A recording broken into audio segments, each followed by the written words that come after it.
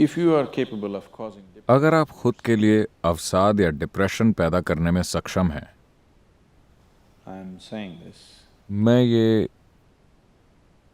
इसलिए नहीं कह रहा क्योंकि मुझे आपके रोग की चिंता नहीं है या मुझ में करुणा की कमी है, or not due to lack of compassion, लेकिन इसलिए क्योंकि आपके साथ जो हो रहा है उसकी प्रकृति यही है। अगर आप अपने लिए डिप्रेशन पैदा कर रहे हैं तो आप अपने भीतर काफी सारी भावनाएं और विचार पैदा कर पा रहे हैं, लेकिन गलत दिशा में। अगर आपके पास किसी चीज के लिए बहुत गहरी भावनाएं और तीव्र विचार न हो तो आप डिप्रेस नहीं हो सकते।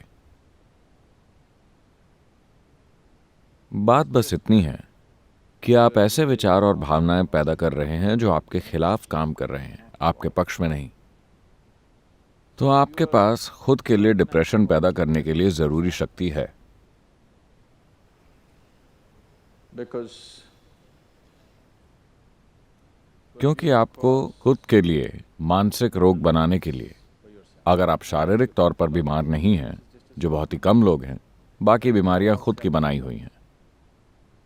अधिकतर रोग खुद ही बनाए गए हैं।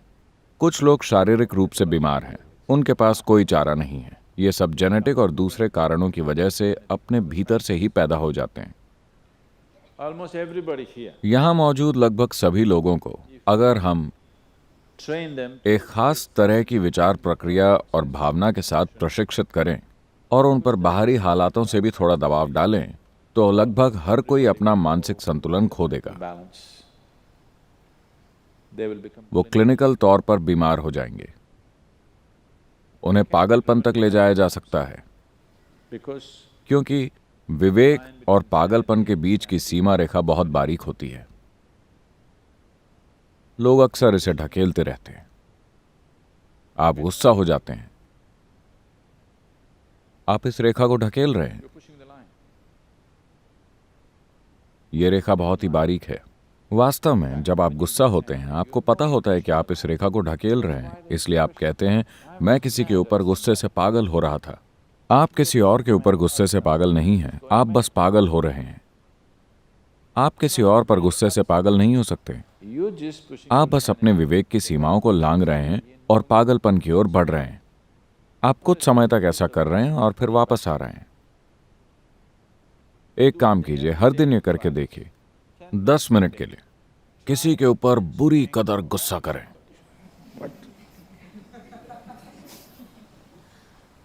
आप देखेंगे कि 3 महीने में ही आप क्लिनिकल तौर पर वहां पहुंच जाएंगे। yes. Just try it. अगर चाहें तो आजमा कर देख लें, क्योंकि अगर आप लगातार इस रेखा को ढकेलते रहे, आप पागल होते हैं और वापस आ जाते हैं, पागल होते हैं, वापस आ जाते हैं। एक दिन आप वापस नहीं आ सकेंगे। जिस दिन आप वापस मुड़कर नहीं आ पाएंगे, तब आप क्लिनिकल तौर पर बीमार हो जाएंगे। आपको समझ लेना चाहिए कि अगर आप एक पल के लिए भी गुस्सा हुए तो आप बीमार हैं। हो सकता है कि आपको डॉक्टर से इस रोग का सर्टिफिकेट न मिला हो, उन्होंने आपके ऊपर पागलपन का सर्टिफिकेट नहीं लगाया, लेकिन आप उस दिशा में बढ़ रहे हैं, है ना? Isn't it? You think it's your right आपको लगता है कि आपका हक है नखरे दिखाना, आपको लगता है कि आपका हक है लोगों पर गुस्सा करना, आपको लगता है कि आपका अधिकार है कि आप डिप्रेस्ड रहें ताकि आप किसी का ध्यान आकर्षित कर सकें। आप ये खेल खेलते रहिए। एक दिन आएगा जब आप वापस नहीं आ पाएंगे। आप रोज इस सीमा को लांघते रहते हैं। एक दिन आप देखेंगे कि आप उसे वापस लांघ नहीं सकते। उस दिन आपको डॉक्टर की जरूरत पड़ेगी। till then. तब तक हर किसी को आपसे राहत चाहिए होती थी, पर जिस दिन आप वापस नहीं आ सकेंगे, उन्हें राहत मिल जाएगी, क्योंकि अब वो आपको पकड़कर डॉक्टर के हवाले कर सकते हैं। वरना आप हर दिन में कई बार अस्थायी तौर पर पागल होते रहते हैं। वो आपको पागल खाने भी नहीं भेज सकते, उन्हें आपको सहन करना पड़ता है, आपके परिवार वालों, दोस्तों और आपके आसपास के लोगों को। कम से कम अगर आप सच में क्लिनिकल तौर पर रोगी घोषित हो जाएं, तो हम आपको वहां जाकर सौंप सकते हैं। तमिलनाडु में एक मंदिर है, आपको पता है? जहां ऐसे लोगों को जंजीरों से बांध कर रखते हैं। वहां कोई अस्पताल नहीं है, मानसिक रोगों के लिए कोई अस्पताल नहीं है। There is a temple. वहां एक ऐसा मंदिर है जिसे किसी ने मानसिक रोगियों को स्वास्थ्य की ओर वापस लाने के लिए बनाया था। So, उनका परिवार उन्हें वहां ले जाकर छोड़ देता है। उन्हें जंजीरों से बांधकर मंदिर में रख दिया जाता है। आप उन्हें कुछ पैसा दे दीजिए, वो आपके भोजन का प्रबंध कर देंगे और आप वहां बिल्कुल जानवरों की तरह बंधे रहते हैं। मेरे ख्याल से अगर अस्पताल भी ऐसे ही चलाई जाएं, तो कई लोग पागल ही नहीं होंगे। वो अपना संतुलन बनाए रखेंगे। अभी तो सब कुछ बड़ा डीलक्स है। अगर आप अस्पताल को बहुत आरामदायक बना दें, तो ये बीमार पड़ने का फायदा बन जाएगा। और आपके जीवन में बीमार पड़ने के बहुत से फायदे हैं, बचपन से ही। आपको सबसे अधिक ध्यान तभी मिला जब आप बीमार पड़े। जब आप खुश थे तो वो आपके ऊपर चिल्लाते थे। जब आप खुशी में चीखते चिल्लाते थे तो वो बड़े लोग वापस आप पर चिल्लाते थे। फिर then boo boo boo boo boo boo boo boo. When you are a child, बचपन में बीमार पड़ना अच्छा होता था, क्योंकि आपको अपने माता पिता और अपने आसपास के लोगों का पूरा ध्यान मिलता था और आपको उस दिन स्कूल भी नहीं जाना पड़ता था।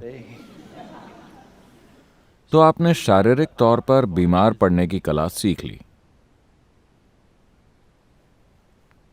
लेकिन जब आपकी शादी हो जाती है तो आप मानसिक तौर पर बीमार पड़ने की कला सीख लेते हैं। क्योंकि अगर आप ध्यान खींचना चाहते हैं तो आप एक कोने में जाकर बैठ जाइए, दुखी होने का नाटक कीजिए और लोग आपकी ओर ध्यान देने लगेंगे। so you आप ये खेल खेलते रहते हैं। एक दिन आप सीमा रेखा वापस नहीं लांघ पाते। उस दिन आप क्लिनिकली तौर पर बीमार हो जाते हैं। unfortunately, अफसोस की बात है कि कई तरह से, सिर्फ उस तरह से नहीं जैसा मैंने अभी कहा, कई अलग अलग तरीकों से मैं कहूंगा कि इस ग्रह पर लगभग 70% बीमारियां, हर तरह की बीमारियां खुद से पैदा की गई हैं। अगर आपको कोई इन्फेक्शन भी हो जाए, अगर आपको अपने शरीर और मन को एक खास तरीके से रखना आता है, तो आप पर वो वायरस या बैक्टीरिया उस तरह अपना असर नहीं दिखाएगा जैसा वो किसी और के शरीर पर दिखाता है। अगर आप स्वयं को इस तरह से तैयार कर लें कि भले ही कुछ भी हो जाए, वैसे भी मुझे जाकर ये और ये और ये काम तो करना ही है, उसमें मैं रुकावट नहीं डाल सकता। the last 29 years, पिछले 29 सालों के दौरान मैंने एक भी कार्यक्रम इसलिए रद्द नहीं किया है क्योंकि मुझे बुखार है, मुझे जुकाम है, मुझे ये है, मुझे वो है। इससे कोई फर्क नहीं पड़ता कि क्या हो रहा है। आपको जो करना है वो तो आपको हर हाल में करना ही है। आप उससे मुंह नहीं मोड़ सकते, या तो अपने खुद के समर्पण के कारण या अपने बॉस के कारण। किसी भी कारण से अगर ऐसा होता है तो आप देखेंगे कि आप अक्सर बीमार बिल्कुल भी नहीं पड़ेंगे। क्योंकि अगर आपको बुखार है फिर भी आपको जाना ही होगा। गर्मी के मौसम में भी आप जाते ही हैं ना? नहीं, बहुत से लोग नहीं जाते। अगर बाहर जरा सी गर्मी हो तो वो काम पर नहीं जाते, थोड़ी सी सर्दी ज्यादा हो तो वो काम पर नहीं जाते, जरा सी बारिश आते ही वो काम पर नहीं जाते, हल्की सी बर्फबारी हो जाती है और वो काम पर नहीं जाते। ये सब तो मौसम है। so for every change in मौसम के हर बदलाव के साथ अगर आपके पास कंबल ओढ़कर लेटने का सुख है, अगर आप ऐसा करने लगे तो आपका शरीर बीमार पड़ना सीख लेगा। जितनी ज्यादा बार हो सके उतनी ज्यादा बार।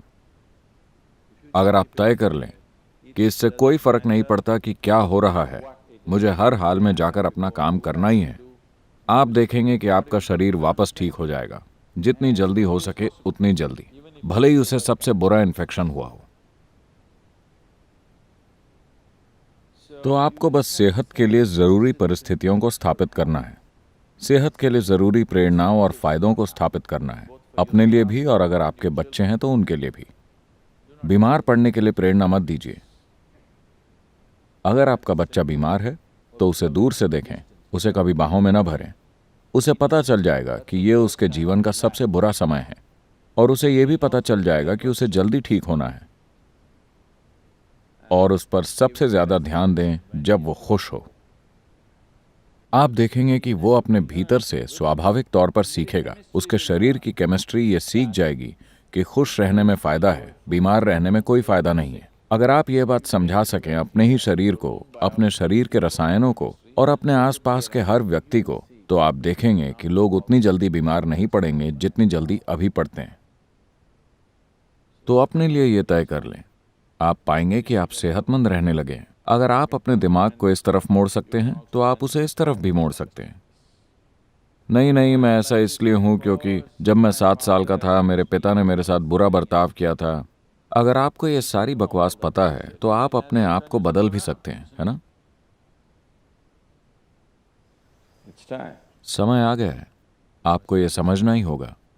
मानसिक, शारीरिक, रासायनिक और ऊर्जा के आधार पर आपको ये साफ तौर पर समझना होगा कि आपको कोई फायदा नहीं होता बीमार, दुखी और मायूस होने से। इसका कोई फायदा नहीं होता। खुश और आनंदित रहने में ही फायदा है। अगर आप ये बात साफ कर दें भीतर के इन सभी लोगों को, तो वे सभी ठीक से बर्ताव करेंगे।